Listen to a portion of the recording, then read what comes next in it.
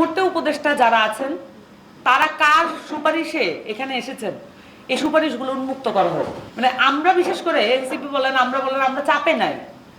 প্রধান উপদেষ্টা থেকে শুরু করে একজন উপদেষ্টার বডি ল্যাঙ্গুয়েজও আর এটা নাই যে কতজনের লাশের উপর দিয়ে, বডির উপর দিয়ে, দেহের উপর দিয়ে, চোখের উপর দিয়ে, হাতের উপর দিয়ে মগজের খুলি উড়ে গেছে, সেইটা আবার পড়ছে আরেকজন সহযোদ্ধার হাতে।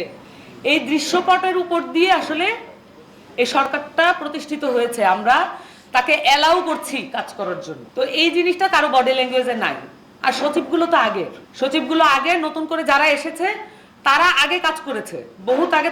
তারা বলে আমরা বৈষম্যের শিকার সচিব।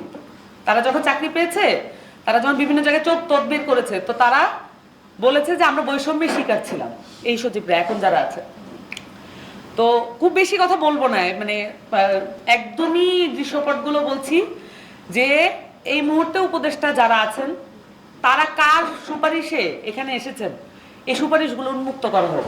এখানে যে সচিবরা আছেন বিভিন্ন গুরুত্বপূর্ণ মন্ত্রণালয়, বিশেষ করে ফরেন মিনিস্ট্রি, অর্থ মন্ত্রণালয়, শিক্ষা মন্ত্রণালয়, পুলিশ, মানে আইন শৃঙ্খলা এবং স্বরাষ্ট্র, পররাষ্ট্র, এই মন্ত্রণালয়গুলোতে যে সচিবগুলো নতুন নিয়োগ পেয়েছেন তারা কার সুপারিশে এসেছেন এগুলো উন্মুক্ত করা হোক।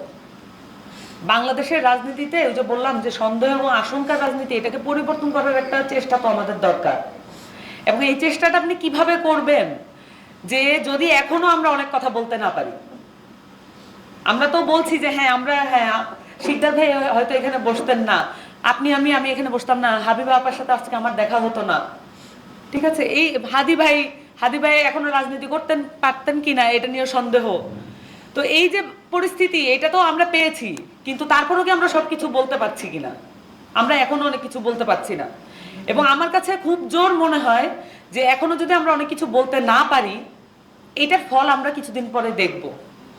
কারণ শেখ হাসিনার সময়ে আমরা অনেক কিছু, শেখ হাসিনার প্রথম যে ফার্স্ট টেনিওর যেটা ছিল 5 বছর, ওই সময় অনেক সাবধানে, আমরা যেভাবে এখন সাবধানে কথা বলি না, এরকম সাবধানে অনেকে কথা বলেছে, অনেক বুদ্ধিজীবীরা। অনেক, মানে একটুখানি নাড়াড়া চালালে মনে হয় যেন শেখ হাসিনা নিজের গায়ে লাগবে, ওনাকে ভুল বুঝানো হচ্ছে, বিকল্প তো নাই।